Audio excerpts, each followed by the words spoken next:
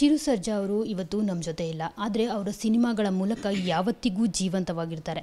ಇದೀಗ ಚಿರು ಸರ್ಜಾ ಅಭಿನಯದ ರಾಜಮಾರ್ತಾಂಡ trailer release ಆಗ್ತಿದೆ. ಈ ಟ್ರೈಲರ್ನ ಚಿರು ಸರ್ಜಾಗೆ ತುಂಬ ಹೃದಯಕ್ಕೆ ಹತ್ತಿರವಾಗಿರೋರು ರಿಲೀಸ್ ಮಾಡ್ತಿದ್ದಾರೆ. ಆ ಸ್ಪೆಷಲ್ ವ್ಯಕ್ತಿ ಯಾರು ಅನ್ನೋದನ್ನು ಡೈರೆಕ್ಟರ್ ರಾಮ್ ನಾರಾಯಣ್ ಅವರು ಇದ್ದಾರೆ, ಅವ್ರನ್ನ ಮಾತಾಡ್ಸೋಣ. ಸರ್, ಟ್ರೈಲರ್ ರಿಲೀಸ್ ಆಗ್ತಿದೆ ರಾಜಮಾರ್ತಾಂಡದು. ಆ್ಯಕ್ಚುಲಿ ಹೀರೋ ಇರಬೇಕು ಈ ಸಮಯದಲ್ಲಿ ನಿಮ್ಮ ಜೊತೆ, ಆದರೆ ಚಿರು ಅವರು ಇಲ್ಲ. ಸೊ ನೀವೆಷ್ಟು ಮಿಸ್ ಮಾಡ್ಕೊಳ್ತಿದ್ದೀರಾ?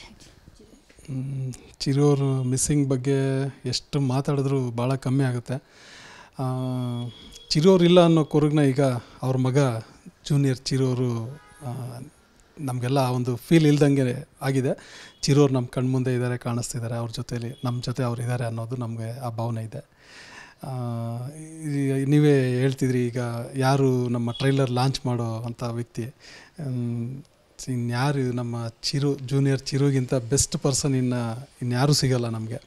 ಯಾಕೆಂದರೆ ನನಗೆ ತಿಳಿದಿರೋ ಹಾಗೆ ಮೊದಲನೇ ಬಾರಿ ಇದು ಚಿತ್ರರಂಗದ ಇತಿಹಾಸದಲ್ಲೇ ತಂದೆ ನಟನೆ ಮಾಡಿರೋವಂಥ ಒಂದು ಸಿನಿಮಾನ ಮಗ ಬಂದು ಒಂದು ಟೀಸರ್ ಲಾಂಚ್ ಟ್ರೈಲರ್ ಲಾಂಚ್ ಮಾಡ್ತಾ ಇರೋವಂಥದ್ದು. ಇದು ನಿಜವಾಗ್ಲೂ ಬಹಳ ಒಂದು ಕಡೆ ಖುಷಿನೂ ಇದೆ, ಒಂದು ಕಡೆ ನಮಗೆ ಸಿಕ್ಕಂಥ ಇದೊಂದು ಭಾಗ್ಯ ಅನಿಸುತ್ತೆ. ಸೊ ಆ ಮಗು ಅವರ ತಂದೆನ ಈ ಮುಖಾಂತರ ಒಂದು ಟ್ರೈಲರಲ್ಲಿ ನೋಡಿ ಖುಷಿ ಪಡುತ್ತೆ. ಅದೆಲ್ಲ ನಮಗೆ ತುಂಬ ಎಕ್ಸೈಟ್ ಆಗಿದೆ. ಸೊ ಹೇಗಿತ್ತು ಟ್ರೈಲರ್ ರಿಲೀಸ್ ಮಾಡುವಾಗ? ಹೇಗಿತ್ತು ಮಗು ರಿಯಾಕ್ಷನ್ ಹೇಗಿತ್ತು? ಮತ್ತು ಅಲ್ಲಿ ಸಿಚುವೇಶನ್ ಹೇಗಿತ್ತು ಸರ್ ಅವಾಗ? ಅಂದರೆ ಮೇಘನಾ ರಾಜ್ ಅವ್ರ ಜೊತೆ ಟ್ರೈಲರ್ ರಿಲೀಸ್ ಮಾಡಿಸಿದ್ದೀರ ಪಾಪು ಕೈಲಿ. ಸೊ ಅದ್ರ ಬಗ್ಗೆ ಟ್ರೈಲರ್ ಲಾಂಚ್ ಆದಾಗ ಮಗು ಆ್ಯಕ್ಚುಲಿ ನೀವು ಆ ಶಾರ್ಟ್ಸ್ ನೀವು ಗಮನಿಸಿ, ಆ ಮಗು ಕಣ್ಣು ತುಂಬ ಅಗಲ ಮಾಡಿ ನೋಡ್ತಾ ಇದೆ. ಅಂದರೆ ಅದು ಯಾವ ಥರದ್ದೊಂದು ಸಂಬಂಧ, ಒಂದು ಕನೆಕ್ಟಿವಿಟಿ, ಅದನ್ನು ಯಾರು ವರ್ಣನೆ ಮಾಡೋಕ್ಕೆ ಆಗಲ್ಲ. ಮಗುಗೇನು ಗೊತ್ತು, ಅಲ್ಲೇನೊಂದು ಬೊಂಬೆ ಬರ್ತಾಯಿದೆ ಅಷ್ಟೇ. ಬೇರೆ ಫೋಟೋ, ಬೇರೆ ಟ್ರೈಲರ್ಸ್ ಆ ಮಗು ಸಿನಿಮಾ ನೋಡೋವಾಗ ಸುಮ್ಮನೆ ಹಾಗೆ ಮೊಬೈಲಲ್ಲಿ ತೋರಿಸೋವಾಗ ಆ ಮಗು ಕಾಮಾಗಿ ನೋಡ್ತಾ ಇದೆ. ಆದರೆ ರಾಜಮಾರ್ತಾಂಡ ಟ್ರೈಲರ್ ನೋಡೋವಾಗ ಆ ಮಗು ಮುಖದಲ್ಲಿ ಆ ಭಾವನೆಗಳೇ ಬೇರೆ ಆಗ್ತಾಯಿತ್ತು. ಕಣ್ಣು ಅಗಲಿಸಿ ನೋಡೋವಂಥದ್ದು, ಆ ನಗು, ಅದೇನೋ ಒಂದು ಕ್ಯೂರಿಯಾಸಿಟಿಯಲ್ಲಿ ಮಗು ಆ ಬೊಂಬೆನ ಹಿಡ್ಕೊಳಕ್ಕೆ ಹೋಗೋದು, ಈ ಚಿರು ಅವ್ರ ಮುಖ ಬಂದಾಗ ಟಚ್ ಮಾಡೋಕ್ಕೆ ಹೋಗೋದು. ಈ ಥರ ಭಾಳ ನಮಗೂ ನೋಡ್ತಿದ್ರೆ ನಮಗೂ ಭಾಳ ನೋವು ಆಯಿತು, ಜೊತೆಗೆ ಒಂದು ಖುಷಿನೂ ಆಯಿತು. ಆ ಮಗುಗೆ ಅವರಪ್ಪ ಮೂಲಕ ಕಾಣಿಸ್ತಿದ್ದಾರಲ್ಲ ತಂದೆ, ಅದು ಒಂದು ಕಡೆ ತುಂಬ ಎಲ್ಲರಿಗೂ ಒಂದು ಭಾವುಕವಾದಂಥ ಸನ್ನಿವೇಶ ಕ್ರಿಯೇಟ್ ಆಗೋಯ್ತು ಅಲ್ಲಿ.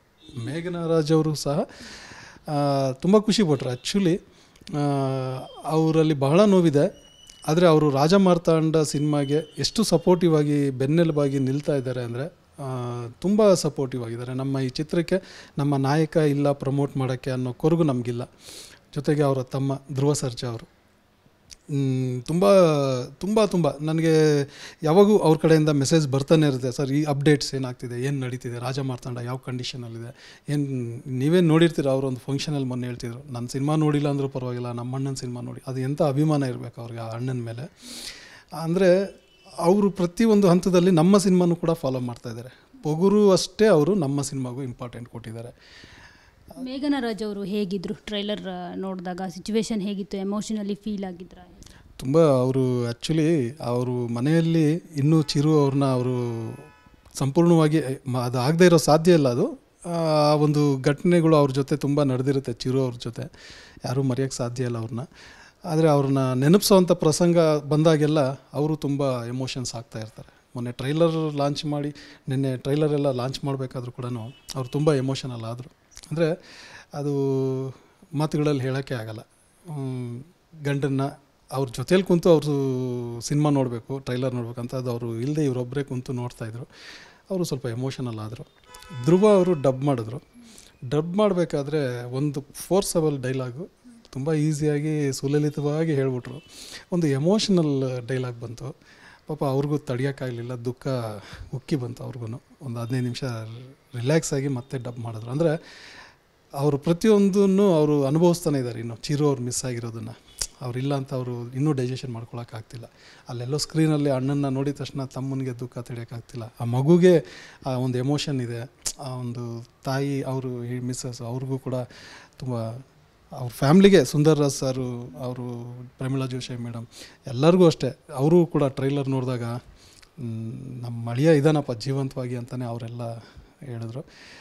ಅವ್ರಿಗೆ ಟೋಟಲಿ ಚಿರು ಅವರು ಮಿಸ್ ಆಗಿದ್ದಾರೆ ಅಂತ ಅನಿಸಿದ್ರು ಈ ಸಿನಿಮಾ ಮೂಲಕ ಮತ್ತೆ ನಮ್ಮೆಲ್ಲರ ಜೊತೆ ಇದ್ದಾರೆ ಅನ್ನೋವಂಥ ಒಂದು ಭಾವನೆ ಸಿಗ್ತಾ ಇದೆ. ಸರ್, ಪಾಪುನ ನೋಡಿದಾಗ ನಿಮಗೆ ಹೇಗೆ ಅನ್ನಿಸ್ತು? ನೀವು ಕೂಡ ನೋಡಿದ್ದೀರಾ ಈಗ ಪಾಪುನ. ಫಸ್ಟ್ ನೋಡಿದ ತಕ್ಷಣ ಹೇಗೆ ಅನ್ನಿಸ್ತು? ಜೊತೆಗೆ ನೀವು ಅಭಿಮಾನಿಗಳಿಗೆ, ಅಂದರೆ ಚಿರು ಸರ್ಜಾ ಅಭಿಮಾನಿಗಳಿಗೆ ಒಂದು ಖುಷಿ ಕೊಡ್ತಾ ಇದ್ದೀರಾ ತುಂಬ ದಿನಗಳ ನಂತರ. ಯಾಕಂದರೆ ಅಟ್ಲೀಸ್ಟ್ ಟ್ರೈಲರ್ ರಿಲೀಸ್ ಆಗೋವಾಗ ಚಿರು ಸರ್ಜಾ ಇಲ್ದಿದ್ರು ಮಗನ ಕೈಯಲ್ಲಿ ರಿಲೀಸ್ ಮಾಡಿಸ್ತಾ ಇರೋದು. ಸೊ ಪಾಪುನ ನೋಡಿದಾಗ ಹೇಗಿತ್ತು? ನಾನು ಪಾಪುನ ಆ್ಯಕ್ಚುಲಿ ಸಾರ್ ಅಂತಲೇ ಕರಿತಿದ್ದೀನಿ. ಯಾಕೆಂದರೆ ನನಗೆ ಚಿರು ಸಾರ್ ಥರನೇ ಕಾಣಿಸ್ತಾರೆ. ಆ ಮಗು ಹೇರ್ ಸ್ಟೈಲು, ಕಣ್ಣು, ಆ ನಗು, ಆ ಮೂಗು, ಟೋಟಲಿ ಆ ಫೇಸ್ನ ಒಂದು ಸ್ಕ್ವಯರ್, ಇದು ಆ ಫೇಸು ಟೋಟಲಿ ಚಿರು ಸಾರೇ ಕಣ್ಮುಂದೆ ಕಾಣಿಸೋ ಥರ ಇರುತ್ತೆ. ಬೇರೆ ಯಾರೂ ಅನಿಸೋದೇ ಇಲ್ಲ, ಚಿರು ಅವರೇ ಫೀಲ್ ಆಗುತ್ತೆ. ಹಾಗಾಗಿ ನನಗೆ ಅವ್ರನ್ನ ಆ ಮಗುನ ನಾನು ಸಾರ್ ಅಂತಲೇ ಕರೆದೆ. ನಾನು ಮೊನ್ನೆ ಹೋದಾಗ ಕೂಡ ನನಗೆ ಸಾರ್ ನೆನಪಿದ್ದೀನ, ನಾನು ಸರ್ ನಿಮ್ಮ ಡೈರೆಕ್ಟ್ರು ಅಂತಲೇ ಮಾತಾಡ್ತಿದ್ದೆ. ಆ ಮಗು ನನ್ನನ್ನೇ ಒಂಥರ ನೋಡ್ತಾಯಿತ್ತು. ಅಂದರೆ ಅದೇನು ಭಾವನೆ ಆ ಮಗುಗೆ, ಯಾರೋ ಡೈರೆಕ್ಟ್ರ್ ಅಂತೆ, ಅಂದರೆ ನಮ್ಮ ಅಪ್ಪನ ಸಿನಿಮಾ ಮಾಡಿದವನು ಬಂದವನೇ ಅಂತನೋ ಏನೋ ಆ ಲುಕ್ಕಲ್ಲೇ ಏನೋ ಒಂದಷ್ಟು ಭಾಷೆ ನಮ್ಗೆ ಅರ್ಥ ಆಗ್ತಾಯಿತ್ತು. ಸಾರ್ ಅಂತಲೇ ಕರಿತಿದ್ದೆ. ಆ ಮಗು ಕೈಯಲ್ಲೇ ಲಾಂಚ್ ಮಾಡಿಸಿದ್ವಿ. ನನಗೆ ನನ್ನ ಹೀರೋ ಅಂತಲೇ ಅನ್ನಿಸ್ತು. ನನ್ನ ಹೀರೋ ನಮ್ಮ ಜೊತೆಯಲ್ಲಿದ್ದಾನೆ, ಯುವ ಸಾಮ್ರಾಟ್ ನಮ್ಮ ಚಿರಂಜೀವಿ ಸರ್ಜಾ, ಮರಿ ಸರ್ಜಾ ಆಗಿ ನಮ್ಮ ಜೊತೆಯಲ್ಲಿದ್ದಾರೆ ಅಂತ ನನಗೆ ಫೀಲ್ ಆಯಿತು. ಒಂದು ಕಡೆ ಡಬಲ್ ಧಮಾಕ ಅಂತ ಅನಿಸುತ್ತೆ. ಯಾಕಂದರೆ ನಾಳೆ ಪೊಗರು ರಿಲೀಸ್ ಆಗ್ತಾಯಿದೆ, ಜೊತೆಗೆ ರಾಜಮಾರ್ತಾಂಡ ಟ್ರೈಲರ್ ಕೂಡ ರಿಲೀಸ್ ಆಗ್ತಿದೆ. ಅದು ಧ್ರುವ ಸರ್ಜಾ ಅವರೇ ಡಬ್ಬಿಂಗ್ ಮಾಡಿರುವಂಥದ್ದು. ಇದಂತೂ ತುಂಬಾ ಖುಷಿಯಾದಂಥ ವಿಷಯ. ಇವತ್ತು ತುಂಬ ಎಕ್ಸ್ಪೆಕ್ಟೇಷನ್ ಇರೋವಂಥ ಒಂದು ಸಿನಿಮಾ ಪೊಗರು ಸಿನಿಮಾ. ಆ ಸಿನಿಮಾ ಜೊತೆ ನಮ್ಮ ಸಿನಿಮಾ ಟ್ರೈಲರ್ ಲಾಂಚ್ ಆಗ್ತಾಯಿದೆ. ಸೊ ಅದಕ್ಕೆ ನಮ್ಮ ಧ್ರುವ ಸರ್ಜಾ ಅವರು ಬಹಳ ಸಹಕಾರ ಕೊಟ್ಟರು. ಯಾಕೆಂದರೆ ಯಾವುದೇ ಒಂದು ದೊಡ್ಡ ಸಿನಿಮಾಗಳ ಮಧ್ಯೆ ನಮ್ಮ ಥರ ಒಂದು ಸಣ್ಣ ಪುಟ್ಟ ಸಿನಿಮಾಗಳು ಬರ್ತೀವಿ ಅಂದಾಗ ಅವಾಯ್ಡ್ ಮಾಡೋದು ಇರುತ್ತೆ. ಆದರೆ ಧ್ರುವ ಸರ್ಜಾ ಅವರು ಡೇ ಒನ್ನಿಂದ ಏನು ಹೇಳ್ತಿದ್ದಾರೆ, ನಮ್ಮ ಅಣ್ಣನ ಸಿನಿಮಾಗೆ ನಾನು ಕಂಪ್ಲೀಟ್ ಪ್ರಮೋಷನ್ ಮಾಡಿಕೊಡ್ತೀನಿ, ಜೊತೆಗೆ ಎಲ್ಲದ ರೀತಿ ಸಹಕಾರ ಕೊಡ್ತಾಯಿದ್ದಾರೆ. ಈ ಸಿನಿಮಾನ ಗೆಲ್ಲಿಸಬೇಕು. ಯಾಕಂದರೆ ಚಿರು ಅವರು ಬಹಳ ಆಸೆಪಟ್ಟು ಈ ಕಥೆನ ಮಾಡಿದಂಥ ಒಂದು ಚಿತ್ರ ಇದು. ಹಾಗಾಗಿ ಈ ಚಿತ್ರಕ್ಕೆ ಎಲ್ಲ ರೀತಿಯ ನ್ಯಾಯ ಸಿಗಲೇಬೇಕು ಅಂತೇಳಿ ಅವರಿಲ್ಲ ಅನ್ನೋ ಕೊರಗುನ ನಮಗೆ ನಿಜವಾಗ್ಲೂ ಯಾರಿಗೂ ಬರದ ಹಾಗೆ ಅವರು ನೀಟಾಗಿ ನಿಭಾಯಿಸ್ತಾ ಇದ್ದಾರೆ. ಧ್ರುವ ಸರ್ಜಾ ಅವ್ರಿಗೆ ಎಷ್ಟು ಥ್ಯಾಂಕ್ಸ್ ಹೇಳಿದ್ರು ಸಾಲದು. ನಾನು ತುಂಬ ಸರಿ ನೋಡಿದ್ದೀನಿ, ಮೇಘನಾ ರಾಜ್ ಅವರು ಯಾವಾಗಲೂ ರಾಜಮಾರ್ತಾಂಡ ಸಿನಿಮಾ ಬಗ್ಗೆ ಹೇಳ್ತಾಯಿದ್ರು. ತುಂಬ ಇಷ್ಟ ಚಿರು ಅವ್ರಿಗೆ ಈ ಸಿನಿಮಾ ಅಂತ ಹೇಳ್ಬಿಟ್ಟು. ಮತ್ತು ಜೊತೆಗೆ ಸ್ಟೇಟಸ್ಗಳು ಹಾಕ್ಕೊಳ್ತಾಯಿದ್ರು ಅವರು, ರಾಜಮಾರ್ತಾಂಡದ್ದು ಪೋಸ್ಟರ್ಸ್ ಆಗಿರ್ಬೋದು ಎಲ್ಲ. ಯಾವ ರೀತಿ ಕಾಣಿಸ್ಕೊಳ್ತಿದ್ದಾರೆ ಚಿರು ಸರ್ಜಾ ಅವರು ಈ ಸಿನಿಮಾದಲ್ಲಿ? ರಾಜಮಾರ್ತಾಂಡ ಅಂದರೆ ಹೇಗಿರುತ್ತೆ? ರಾಜಮಾರ್ತಾಂಡ ಹೇಗಿರುತ್ತೆ ಅನ್ನೋದು ನೀವು ಆನ್ ಸ್ಕ್ರೀನಲ್ಲೇ ನೋಡಬೇಕು. ಆಮೇಲೆ ಅವರ ಗೆಟಪ್ ಆಗಲಿ, ಅವ್ರ ಕ್ಯಾರೆಕ್ಟ್ರೇಷನಲ್ಲಿ ಅದೆಲ್ಲ ತುಂಬ ವರ್ಕ್ ಮಾಡಿದ್ದೀವಿ. ಅದರಲ್ಲಿ ತುಂಬ ಸ್ಪೆಷಲ್ಸ್ ಇದೆ ಈ ಪಿಕ್ಚರಲ್ಲಂತೂ. ಇನ್ನೂ ಒಂದು ದೊಡ್ಡ ಸ್ಪೆಷಲ್ ಏನಂದರೆ, ಹೇಗೆ ಧ್ರುವ ಸರ್ಜಾ ಅವರು ಒಂದು ಡಬ್ ಮಾಡ್ತಾಯಿದ್ದಾರೆ, ಹಾಗೆ ನಮ್ಮ ಚಾಲೆಂಜಿಂಗ್ ಸ್ಟಾರ್ ದರ್ಶನ್ ಅವ್ರ ಸಪೋರ್ಟ್ ಕೂಡ ನಮಗೆ ತುಂಬ ಇದೆ. ಅವರು ಸಾರು ತೀರ್ಕೊಂಡಾಗಲೇ ಅವರು ನಮ್ಮ ಪ್ರೊಡ್ಯೂಸರ್ಗೆ ಹೇಳಿದರು, ನಾನು ಈ ಪಿಕ್ಚರ್ಗೆ ಡಬ್ ಮಾಡಿಕೊಟ್ಬಿಡ್ತೀನಿ, ನೀವೇನು ಟೆನ್ಷನ್ ಆಗಬೇಡಿ ಅಂತ. ಬಟ್ ದೇವ್ರ ದಯೆಯಿಂದ ನಮಗೆ ಅವ್ರ ಸಹಕಾರನೂ ಇದೆ, ಧ್ರುವ ಸಹಕಾರನೂ ಇದೆ. ಸೊ ಅವರು ಕೂಡ ಈ ಪಿಕ್ಚರ್ಗೆ ಒಂದು ಸ್ಟೋರಿ ನರೇಷನ್ ಬರುತ್ತೆ. ಆ ಸ್ಟೋರಿ ನರೇಷನ್ನು ನಮ್ಮ ಚಾಲೆಂಜಿಂಗ್ ಸ್ಟಾರ್ ದರ್ಶನ್ ಸರ್ ಹೇಳ್ತಿದ್ದಾರೆ.